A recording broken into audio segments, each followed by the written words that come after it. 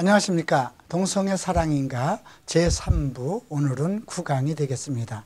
오늘 9강에서는 동성애의 종말론적 관점을 살펴보겠습니다. 먼저 성경 유다서 1장과 창세기 19장 또 사사기 19장 이 세 곳을 중심으로 해서 함께 살펴보도록 하겠습니다. 먼저 유다서 1장 7절을 함께 읽겠습니다. 소돔과 고모라와 그 이웃 도시들도 저희와 같은 모양으로 간음을 행하며 다른 색을 따라가다가 영원한 불의 형벌을 받음으로 거울이 되었느니라. 자, 창세기 19장 5절이죠. 롯을 부르고 그에게 이르되 이 저녁에 내게 온 사람이 어디 있느냐 이끌어내라. 우리가 그들을 상관하리라. 또 사사기 19장 22절을 보겠습니다. 그들이 마음을 즐겁게 할 때에 그 성읍의 비류들이 그 집을 에워싸고 문을 두들기며 집주인 노인에게 말하여 가로되 내 집에 들어온 사람을 끌어내라. 우리가 그를 상관하리라. 여러분, 창세기 19장 5절 말씀은 소돔과 고모라에서 일어났던 그 사건은 여러분들이 충분히 이해를 합니다. 그런데 사사기 19장에 나왔던 이 문제에 대해서는 아마 별로 관심이 없을 것입니다. 그런데 창세기 19장 5절 또 사사기 19장 22절에 동일한 내용, 거의 흡사한 그러한 내용들이 소개되고 있습니다. 하나는 창세기 19장에 나오는 것은 소돔과 고모라에서 나오는 것이니까 이방인이죠. 예. 그렇다면 지금 사사기 19장에서 나오는 것은 이스라엘 속에서 나타나는 그러한 문제입니다. 이제 이 부분을 중심으로 우리가 이제 동성애와 종말론적인 그 사상에 대해서 살펴보도록 하겠습니다. 유다서 1장 7절의 증거는 그 종말론적인 경고의 메시지입니다. 우리가 앞에서 살펴봤듯이 그 영원한 형벌의 받음으로 거울이 되었다는 것이죠. 그러니까 소돔과 고모라가 그 다른 도시들도 저희와 같은 모양으로 간음을 행하며 다른 색을 따라가다가, 킹제임스에선 다른 육체를 따라가다 그랬죠. 그러니까 어떠한 다른 하나님께서 정하시지 않은 그 어떤 윤리적에서 벗어난 그 영리적인 그런 잘못된 것을 따라간 부분을 언급하고 있습니다. 그런데 영원한 불의 형벌을 받음으로 거울이 되었다는 것은 이제 그것이 또 우리 앞에 놓여 있다는 그런 예증이기도 합니다. 창세기 19장은 우리가 그 소돔과 고모라의 사건을 이제 그 종말론적인 심판의 예증으로 우리에게 제시됩니다. 그 롯이 이제 그 딸 둘과 구원을 받는 그 내용이 기록되어 있습니다만, 이제 우리가 이제 계시록에서 또 이러한 심판의 날이 있다는 것을 우리가 또 알 수 있는 내용이죠. 또 사사기 19장에 나타나는 것은 이스라엘 백성들 속에서 나타난 것입니다. 결국 제사장 시대였던 그 시대였는데요. 교회의 리더라고 할 수 있죠. 교회의 부재 현상이라고 할 수도 있습니다. 그래서 앞으로 사회적으로 정말 진정한 복음의 진리가 선포되지 않고 있을 때, 그리고 거짓 선지자들이 많이 나타날 때 우리가 사사기 19장을 살펴보는 되겠습니다. 이제 우리가 그 소돔과 고모라의 그 시대적인 그 조명을 좀 살펴보도록 하겠습니다. 자, 먼저 이 소돔과 고모라와 관련된 것은 그 아브라함의 조카 롯으로부터 시작이 되죠. 그가 그 소돔과 고모라를 선택한 것은 그 소돔과 고모라가 멸망을 받기 전이었기 때문에 그 여호와의 동산 같았고 애굽 땅 같이 모든 것이 풍요롭기 때문에 그것을 선택해야 했다고 그랬습니다. 이것은 무엇을 언급하는 것일까요? 인간의 삶의 방법을, 인간이 자기의 어떤 삶을 선택할 것인가를 선택한 것에 따라서 거기에 대한 보응을 받게 된다는 것을 우리가 볼 수가 있고요. 또 이제 그 소돔과 고모라에 대해서 그 베드로 사도는 여러 가지로 우리에게 언급을 한 것이 있습니다. 베드로 후서 2장 6절과 7절을 보죠. 소돔과 고모라 성을 멸망하기로 정하여 죄가 되게 하사 후세에 경건치 아니할 자들에게 본을 삼으셨으며 무법한 자의 음란한 행실을 인하여 고통하는 의로운 롯을 건지셨으며, 두 가지 관점에서 봐야 되겠습니다. 하나는 후세에 경건치 아니한 자들에게 본을 삼았다는 건 무엇입니까? 이제 우리 시대에서도 경건치 않은 자들, 하나님의 진리 가운데 있지 않는 자들을 소돔과 고모라의 멸망처럼 우리에게도 이 문제가 언급되고 있다는 것을 암시하고 있는 것이죠. 그런데 무법한 자의 음란한 행실로 인하여 고통하는 의로운 롯을 건지셨다. 이것은 그 소돔과 고모라 성의 그 음란하고 또 무법한 그 많은 사람들의 잘못된 속에서도 의로운 마음을 가지고 늘 하나님을 구원을 기다리는 그러한 사람들은 구원을 하신다는 메시지입니다. 자, 이제 그 창세기 19장 23절과 28절에 나타난 이 부분을 우리가 좀 조명해 볼 것인데요. 창세기 18장 20절에서는 여호와께서 또 가라사대 소돔과 고모라에 대한 부르짖음이 크고 그 죄악이 심히 중하니, 그래서 이제 천사 둘을 보내서 이제 그 소돔과 고모라를 멸하시기 위해서 파송을 보냈습니다. 그리고 그 이제 그 성 안으로 들어갔을 때 롯이 이제 그 천사들을 자기 집으로 영접을 하죠. 그 롯이 그 소돔과 고모라 성에 살고 있으면서도 천사들을, 하나님의 사람들을 정말 발견할 수 있었다는 것은 참 특별한 일이 아닐까 싶습니다. 오늘과 같이 정말 악한 정말 음란한 그런 시대에서도 우리가 의로운 마음을 가지고 하나님을 섬기는 사람들에게는 항상 또 천사들을 맞을 수 있다는 그러한 그 메시지이기도 합니다. 자, 이제 앞에서 본 것은 소돔과 고모라에 대한 성경적인 부분, 이 부분은 전부 종말론적인 사상을 가지고 있는 거죠. 정말 그 시대에 있었던 일이지만 오늘날 우리가 어떻게 살아야 될 것인가, 음란한 사회 속에서도 우리가 의로운 롯처럼 늘 하나님의 천사들을 맞이할 준비를 하고 살아야 된다는 그런 메시지이기도 하고요. 우리가 속히 그러한 음란의 도시로부터 나와야 된다는 그런 메시지이기도 합니다. 이제 사사기 19장 22절을 보겠습니다. 그들이 마음을 즐겁게 할 때에 그 성의 비루들이 그 집을 에워싸고 문을 두들기며 집주인의 노인에게 말하되 가로되 내 집에 들어온 사람을 이끌어내라. 우리가 그를 상관하리라. 여러분, 이 사사기 19장 22절 말씀을 이해하려면 17장부터 21장까지의 전반적인 그 배경과 그 진행되는 내용들을 좀 살펴볼 필요가 있습니다. 왜냐하면 사사기 17장 6절에 이런 말씀이 있죠. 그때에는 이스라엘에 왕이 없으므로 사람마다 자기 소견에 옳은 대로 행하였더라, 이런 말씀이 있습니다. 또 사사기 21장 25절을 보면 그때에 이스라엘에 왕이 없으므로 사람이 각각 그 소견에 옳은 대로 행하였더라. 이것은 지도자가 없었을 때 정말 사람들이 자기 마음대로 자기가 생각하는 대로 했다는 것입니다. 이것은 우리에게 무엇을 제시하고 있습니까?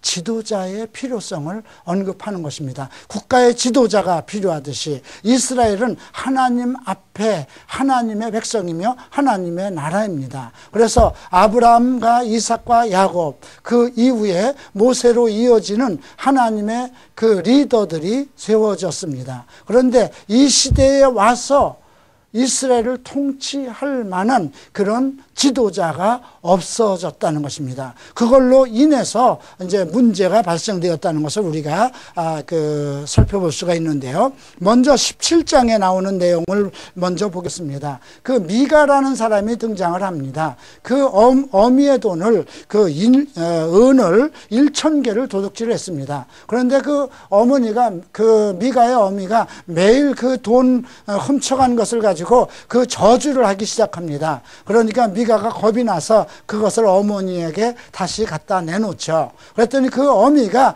그 자식을 위해서 신상을 부어서 만들고 신당을 세우고 예봇과 드라빔을 만들어 놨습니다. 그러니까 예봇과 드라빔이라는 건 누가 만들어야 되는 것인가요? 신당을 만드는 것도 이미 그 율법을 통해서 모세에게 그 모든 그 만드는 법과 이런 그 예배의 모든 법을 가르쳐 주었죠. 그런데 그 한 여인이 정말 자기 돈으로 그 신당을 만들고 예봇과 드라빔을 만드는 그러한 일을 하게 됩니다. 때마침 그때에 그 베들레헴의 유대의 집에 한 레위인이 살고 있었는데요. 그가 거할 곳이 없어서 돌아다니다가 미가의 집에 그래서 이제 그를 채용합니다. 스카우스라는 것입니다. 너는 우리 집에 이제 신당이 있으니 우리 집 안에 제사장이 되라. 이렇게 얘기를 합니다.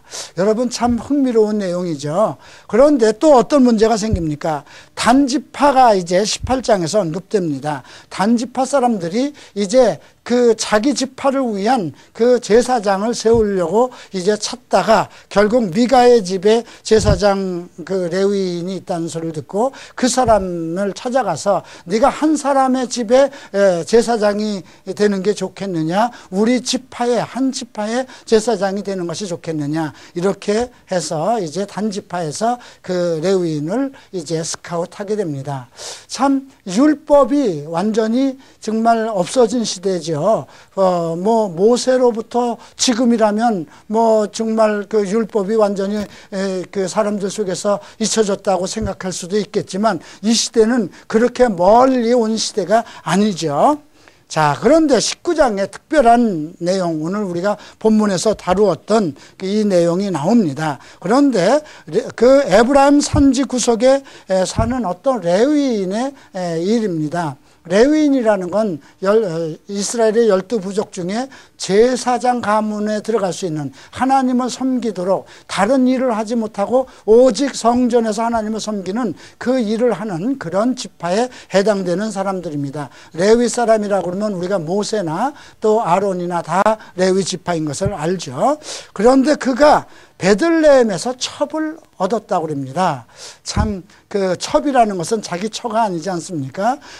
그런데 그 첩이 도망을 가서 베들레헴에 있는 자기 친정집에 들어갔습니다. 그래서 그 첩을 찾으러 이제 그 장인 집에 가서 몇 달 며칠을 먹고 나서 이제 그 장인이 계속 머물기를 이렇게 청하는 것을 거절하고 이제 그 자기 첩을 이제 나귀에 태우고 자기 살던 집으로 가려고 합니다.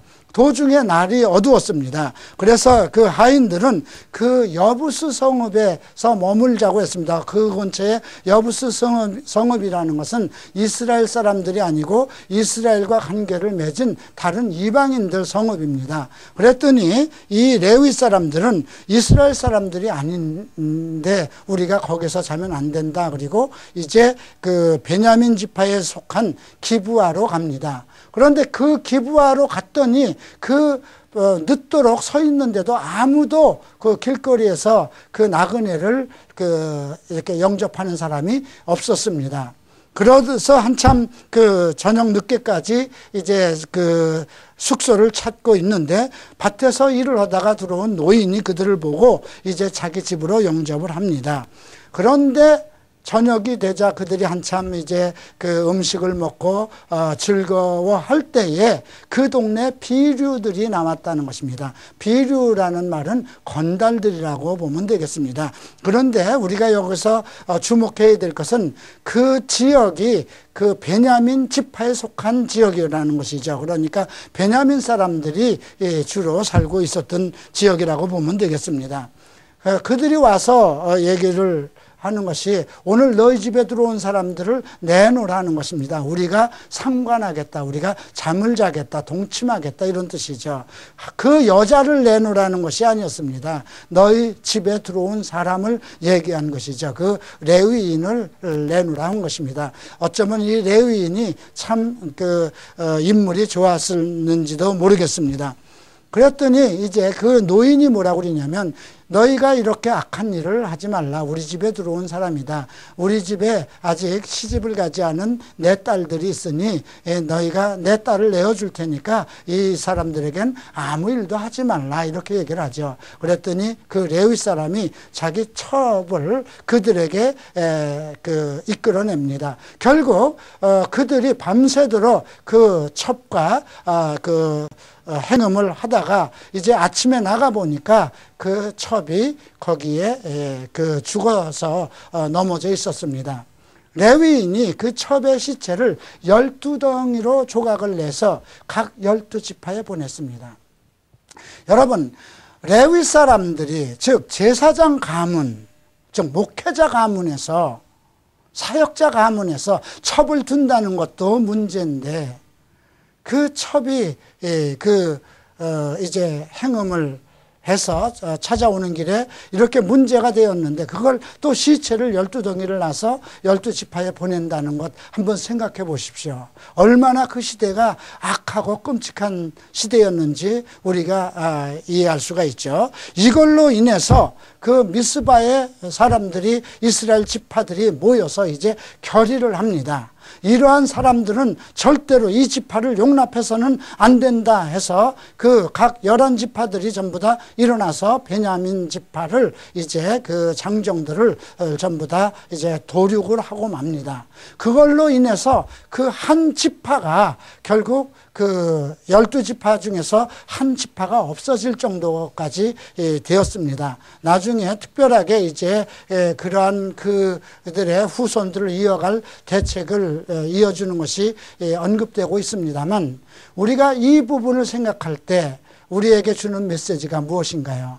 앞에서 언급된 창세기 19장에서의 언급은 이스라엘 백성 속에서 일어난 것이 아닙니다. 롯이 선택한 것은 그 소돔과 고모라였습니다. 이방 지역이었습니다. 그 지역에서 나타난 사회상이었는데 동성애가 만연되어 있었다는 것입니다. 그러나 또 하나는 이스라엘 속에 나타난 것이죠. 이스라엘의 왕이 없었으므로 통치자가 제대로 없었기 때문에 나타난 문제점이 지금 지적되고 있습니다. 오늘날 이것이 전부 다 후세에 우리에게 나타나는 어떠한 특별한 메시지라고도 볼 수 있겠죠. 오늘날 정말 많은 교회가 있고 많은 사역자들이 있습니다. 그런데 오늘날 우리 교회 안에서 나타나는 많은 음행의 사건들, 또 많은 그 축제의 사건들, 정말 하나님께서 우리 목회자들을 세운 것은 어떤 재벌을 만들기 위해서 세운 것은 아니지 않습니까?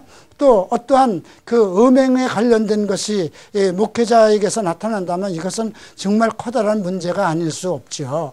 결국 종말론적인 그런 관점에서 이런 부분을 우리가 좀 이해를 해볼 필요가 있겠습니다. 예수님께서는 이런 부분에 대해서 이미 경고를 하신 바 있습니다. 예수님께서는 장차 이제 마지막 때에 두 세대가 나타날 것을 언급했는데요. 마가복음 8장 38절에 누구든지 이 음란하고 죄 많은 세대에서 나와 내 말을 부끄러워하면 인자도 아버지의 영광으로 거룩한 천사들과 함께 올 때에 그 사람을 부끄러워하리라 했습니다.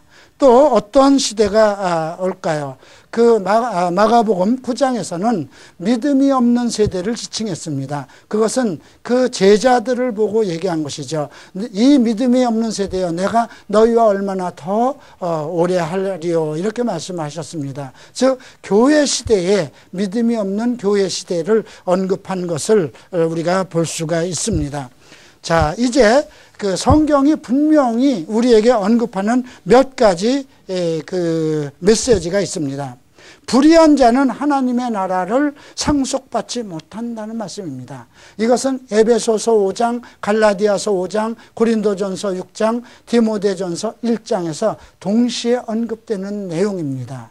불의한 자가 하나님의 나라를 유업으로 받지 못한다는 건 하나님의 나라를 상속받지 못한다는 것입니다. 그렇다면 왜 예수를 믿을까요? 우리의 소망은 모두 그리스도의 날에 들어가는 것이 아닙니까? 우리가 다 천국에 들어가고 하나님의 백성으로서 예수 그리스도와 함께 이 땅에서 천년왕국을 살며 또 이제 영원한 생명을 누리는 것 아닙니까? 그런데 불의한 자는 하나님의 나라를 유업으로 받지 못한다 했습니다. 그러나 이 불의한 자라는 속에는 동성애만 언급한 것이 아닙니다. 음행과 또 간음이 포함되어 있고 탐색이 있고 세교, 또 뭐 술 취한 자, 음란한 자, 많은 자들이 함께 포함되어 있습니다.